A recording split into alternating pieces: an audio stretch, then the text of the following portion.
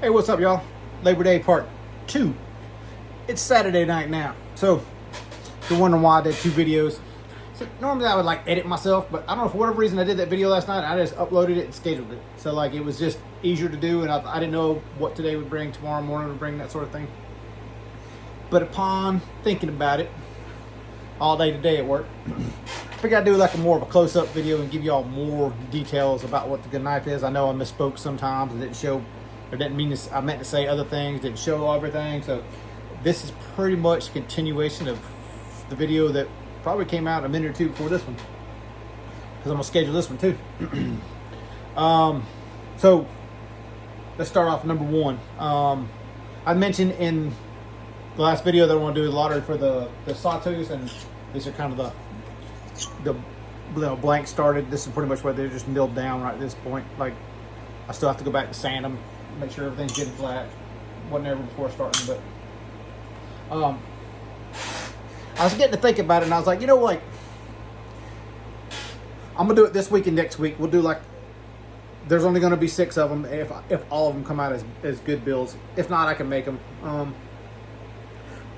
But I was kind of thinking we should do the lotto up front so that people can request what they want. So like, Scotch the Thing Steve asked for a drop point, or excuse me, a Tonto recurve, or suggested one. I don't know if he actually, well, I guess he'd buy one if he suggested it. But also things like what steel you want and that sort of thing.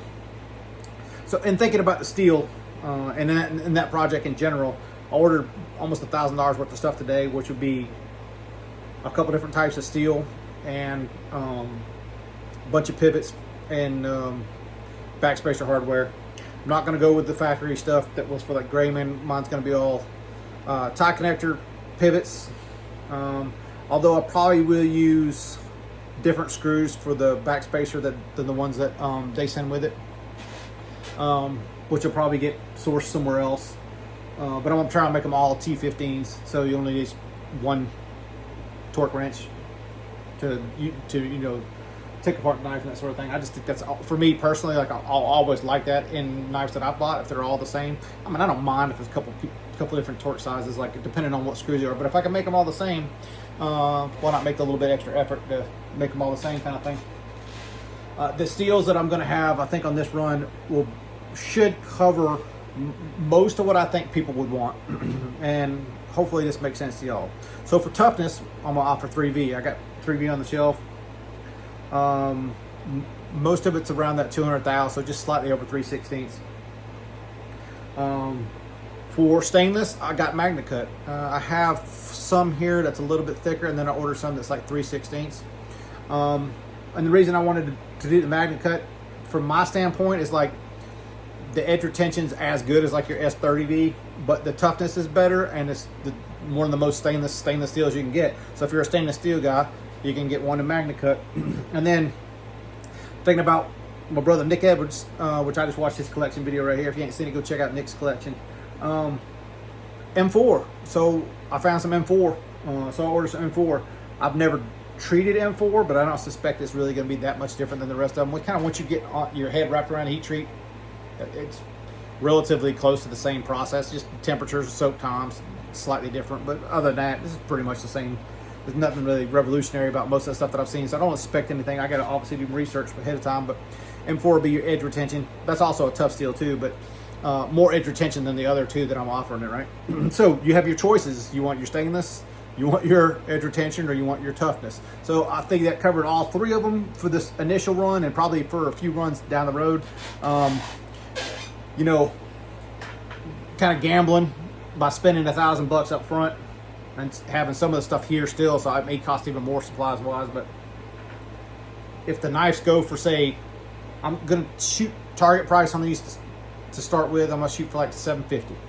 I think $750 is gonna be probably a limited thing, where if these go off without a hitch, everything works good, everybody likes them, that sort of thing, the prices will probably go up in the next run or whatever I do, if it goes good. If it doesn't, then, you know, maybe we'll stay at that range for a little while. But I'm thinking that's more like introductory prices, because I think if I can do what I think I can do, that quality wise, these will be above and beyond what the actual Satsu was. Hopefully y'all agree with me. It depends on if you like CNC or handmade. I guess that's the other variable. But then you can choose. So I'm going to open it up and go ahead and say this is not going to be books. This is lottery spots. So if you want to be in on, you want to get one of these. You know, it could be more expensive than $750 if you're like wanting something crazy. Like, I can't think of what offhand, but like say you're absolutely like hell bent and set on Damascus and you want to get Damascus. You know, a stick of Damascus in order to make a bruiser, probably $300. So you're probably gonna pay that much more extra just for the steel. Because I'm not gonna hold on to extra Damascus just to have extra Damascus unless enough people want it, that sort of thing. And I've not even done a Damascus knife, so I'd have to investigate doing heat treat and all that stuff on it too. So, not that I'm opposed to it. I'm just putting it all out there. So if you're interested in spotting the sawtooth, not sawtooth, let me know, and we'll start doing that. And I'll keep it open until the end of next week.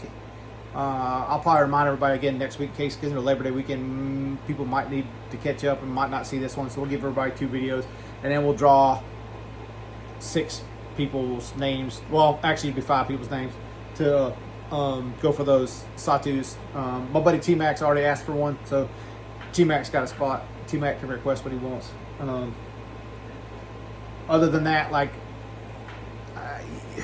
I can't be.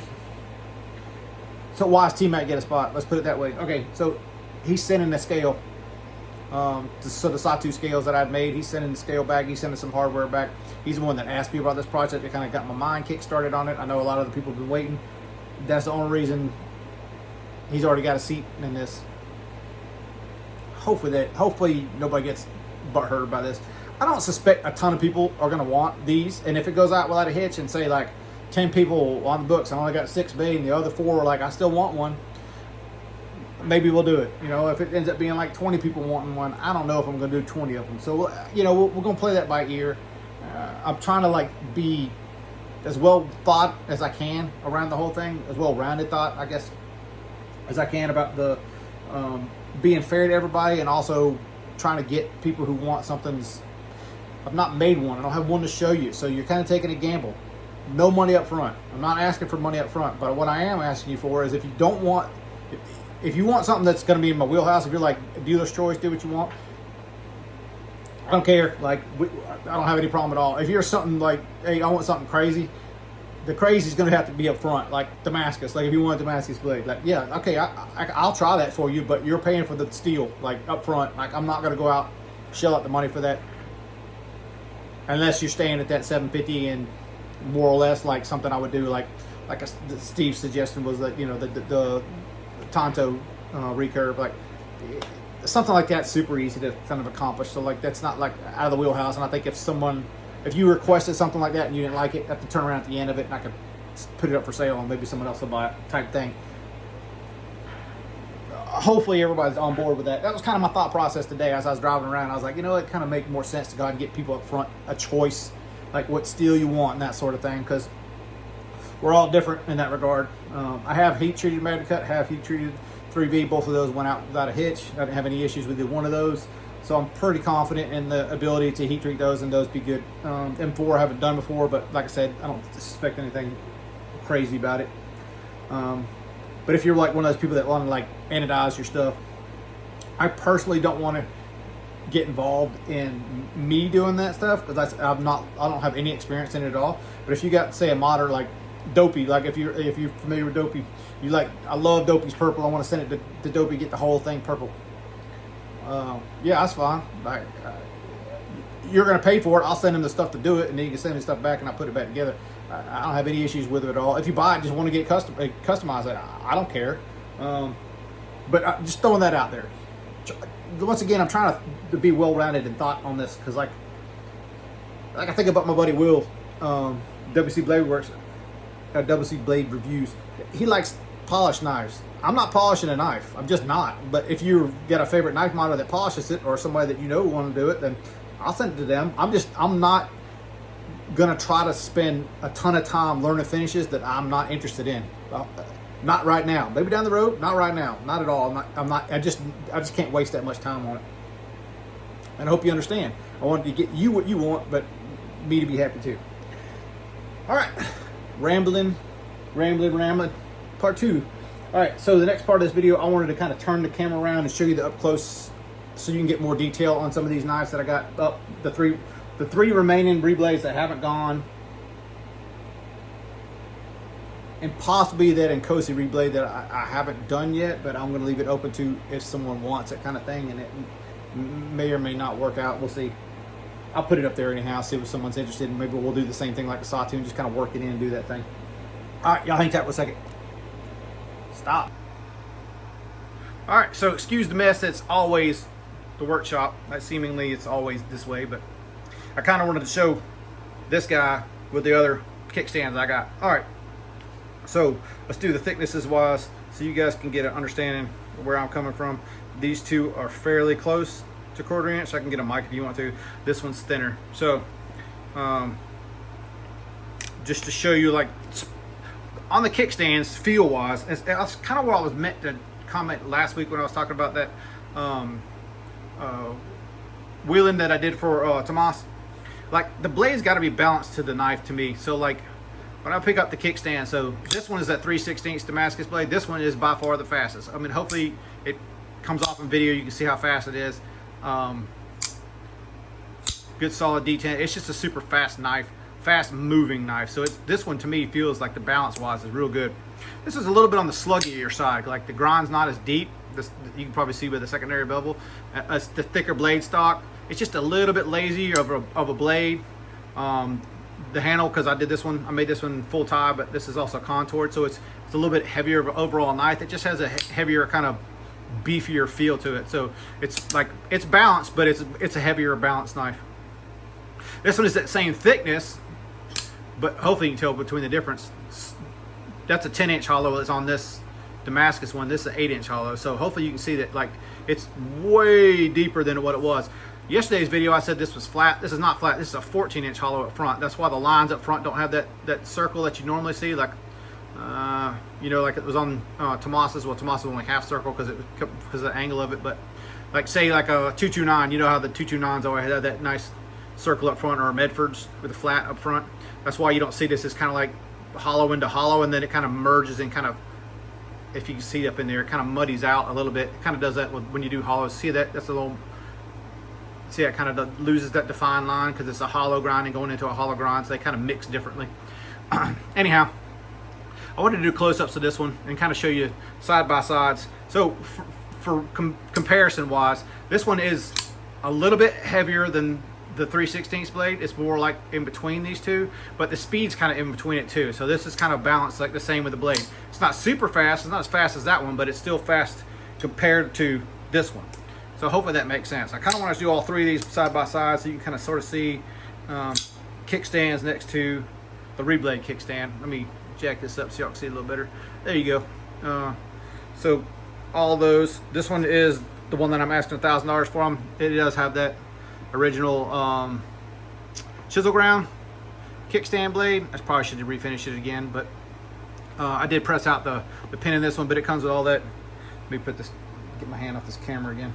It does have all the original hardware, pins, all that stuff that really ain't gonna do you no more good, but hey, it comes with it anyhow, unless you just don't care about it, and I'll just keep it here.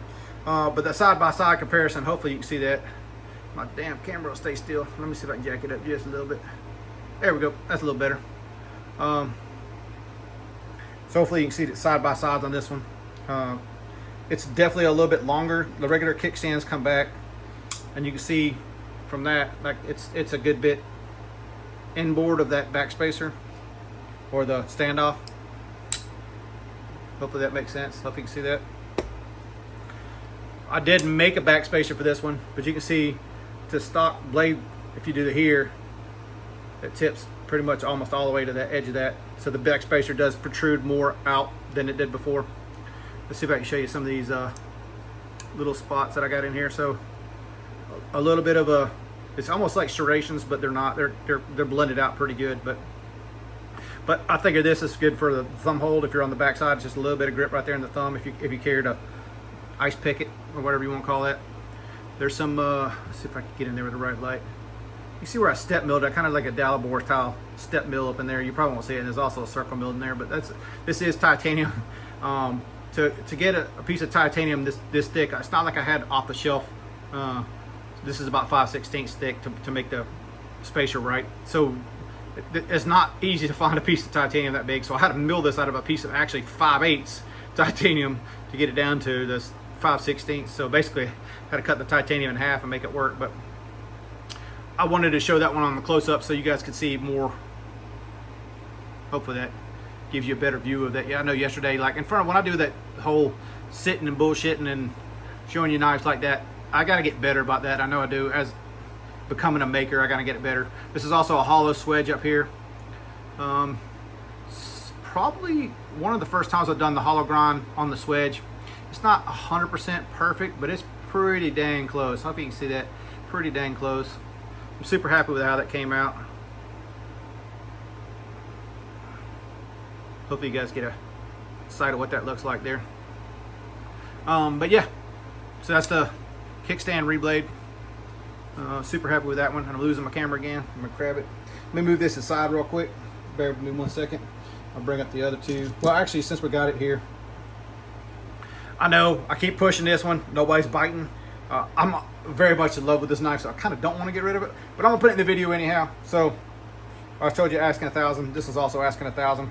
This is Fears for Prey, but really the only thing that Fears for Prey in now is the clip on the lock side. So made the back spacer on this one too. It does protrude a little bit. It's kind of one of those, for me, in the hand, it just fills the palm out a little bit more with that little swell in the back. Not much, but just a little bit. I can just barely tell it's there. I made the lock side or the show side scale with a little chamfer in there so I can get to the hole a little bit better, and the recurve Tonto in 3V as well. Also asked to stone wash. This one has been used a pretty good bit, but yep, same 1,000 on this one. This one is on Malatrons, but I do like the hell out of this knife, and this is more or less a front flipper too. This one broke in super sweet. At first I was worried about the lock stick and stuff on this one, but after a little bit it broke in sweet. This one has zero lock stick, zero issues that way. And then finally the Warpig. This little guy has been fun. Like, it kind of surprised me because that's kind of like, if you look at it, it's kind of a fugly little thing. Like, if you're into weird, odd stuff, it's a fugly little thing. But man, in hand, it's like one of those ones that I like. Once I pick up, I'm like, I just can't put it down. Like, it's weird because I had to learn it again. Like this groove is actually further out than you think it would be. Like, you would think it would be closer to the titanium when you put it in hand. But after you get used to where it is, it's like it's right there every time. And you'll see I keep repeating these chameleon eye and fullers, the bull groove fullers. What I want to say is, if you, a lot of people haven't handled it, but once you handle one of these, like especially the thicker blade, like I did one on Denise's Enosi, that it didn't quite get the same, and it has to be a thicker blade to have that whole depth it needs to get where your thumb, it's almost like a ramp in on it, and it just locks itself in. It's absolutely money. Like, I love both systems for that. Like, I don't know why. Like, it's for me right now, this is my favorite opening style on the blades. Super easy to do, super effective. I just really like it a lot. Modded the back spacer on this one. I didn't spend as much time on the back spacer of this one. Hopefully you can see that kind of dowel pin kind of goes halfway through that. It's a little bit tricky to take apart. That's probably not the best camera work, but trying to let y'all see what everything is. And obviously reprofiled a lot of that handle. But I meant from looking CNC to definitely looking handmade, at least from my standpoint anyhow. Like, I'm just really not into CNC knives at all right now. Like, you know, we go through phases. I'm totally in a custom phase, and like, even cool production knives, when I see them now, I'm just like, I don't know, it doesn't have enough hand element to me. I want more hand elements. I just like that more. But I wanted to give you a closer look at the Red Horse Knife Works as well. This one is just regular bearings, just steel bearings on it. I did both these all three of these actually have a ceramic detent in them. Because I pretty much think ceramic detents are way better feel-wise than the steel balls. This one, the only reason I haven't put bearings in it is because I don't have them. Like, if I had this is a 3/16 pivot in this one. So if I had that 3/16 pivot bearings, I probably would have thrown them in there. I'm pretty sure they'll fit. I don't think I modified anything on the inside to make it not work, so they should work with skiffs. I just haven't investigated it and done it. I got caught behind the 8-ball on that sort of thing. So that's my sales pitch for today. Got those three. That comes with that extra blade. If you don't care about it, then that's fine. You don't care about it, but I think I got a COA for this too, and I'm pretty sure it came in a taco pouch, but I'll figure all that stuff out if someone's interested. Yeah, so let me know. These 3 are open. If more than one person wants it, I gotta do a drawing kind of thing. But other than that, like if you're really interested, I'll cut it off tomorrow night at like 8 o'clock. If only one person's interested, that's fine. One last thing I wanted to talk about was the Enosi reblade, which I'm kind of thinking right now, unless I do it for myself, which I might sprinkle some in from here and there, be more of my discretion at when I want to, kind of sort of what I've been doing, except for a few that I've done for friends.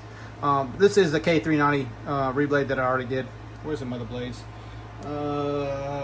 Give me half a second. I think I went over it last video, but maybe I didn't.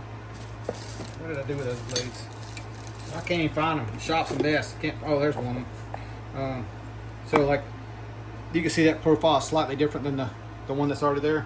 Well, this is just a blank, so I pretty much got it where I got the pivot hole done in it, and I got the stops on both sides, but I can pretty much make any design you want. So if you're like, I like this one better than this one, so make it look like this instead of that, I could do that. But this is the Enosi, this K390. This is the only one piece I got, so hopefully it comes out right. But if you're interested in if you have an Enosi and you're interested in this, I will have to have your knife, because I don't want to fit it to Billy's and then something be different with yours than what's going on with Billy's. So I'll need your knife to finish it. So this will probably be a couple-week project at least on my end of it, because generally speaking, I gotta profile the blade, figure out what kind of opening method you want, do that, and then I gotta heat treat it, and then I gotta finish it, and then I gotta fit it all, make sure it's good. Obviously, fit the lock face and the detent ball and all that stuff. So I'm gonna throw it out there because I got this piece of K390. I don't have an Enosi, otherwise I'd keep it and use it. I do find. See, Billy sent this to me because I was like, I don't really have any experience, even the ones I've done. He's like, dude, it's so good. So like I've used this. This is what kind of sort of is lending me to get the M4. The edge retention on this is pretty ridiculous. So, you know, I've used the crap out of it. Billy said he's never sharpened it since I sharpened it the first time. So super happy with how that edge retention worked on me. And to be honest with you, I would have sharpened 3V probably 2 times on the amount of use that I've just done to it. So I'm a fan of the edge retention part of that, and obviously in a knife like this, like a more, I'm not gonna say it's a delicate knife, but a more EDC style knife. This kind of K390 is starting to make sense to me on this style. All right, so that's the last. So I guess now there's 4. So if you're interested in the Enosi reblade, we'll do a lotto in it too if there's more than one person. If you just like the only person, then I'll do that. This is going to be $300. So $300 because it's the steel, the time to do it, and that sort of thing. So we can cover details if you got questions and that sort of thing. So there it is. I'm gonna combine them together. 2 videos. Sorry if it was more sales pitchy than normal. Sorry if it's not more bullshit than normal, or if it's more bullshit than normal, depending on what you're thinking. But yeah, hope y'all have a good Labor Day. We'll see y'all later. Let's turn off.